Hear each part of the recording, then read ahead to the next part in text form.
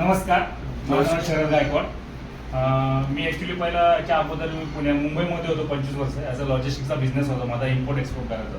पण लॉकडाऊन नंतर मी पुण्यामध्ये शिफ्ट झालो. माझा नेटिव्ह प्लेस इथे रांजणगाव गणपतीच आहे.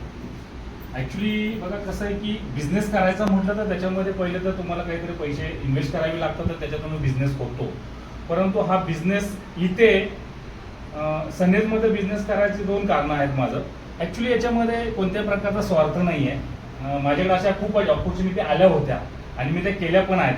परंतु इथे येण्याचं कारण एकच होतं की चला आपण काहीतरी कोणाला तरी, जर देवाने आपल्याला एवढं सगळं काय दिलं तर आपण पण देवाला किंवा इतरांना काहीतरी देणं असतो. आणि ते देणं म्हणजे काय माहितीये का, आरोग्य आहे. आणि ती आरोग्याची जी फेड आहे ती इथे आहे.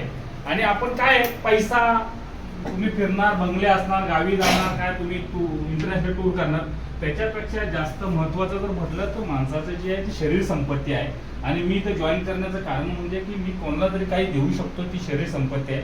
आणि ॲक्च्युली मी ते आलो योगेंद्र सरांसोबत. मी आत्ता राईट नाव ॲटोमोबाईल इंडस्ट्रीमध्ये ज्या आपण मशिनरी, डायमंड वगैरे बनतात, त्याचं ॲज अ बिझनेस मॅनेजर म्हणून as a pan India lead करतो. मला आत्ताची सॅलरी पण इथे चांगली आहे, 60-70 हजार रुपये तिथे पण कमवतो. पण परत विषय तिथे तर तो पैसा महत्त्वाचा नाही.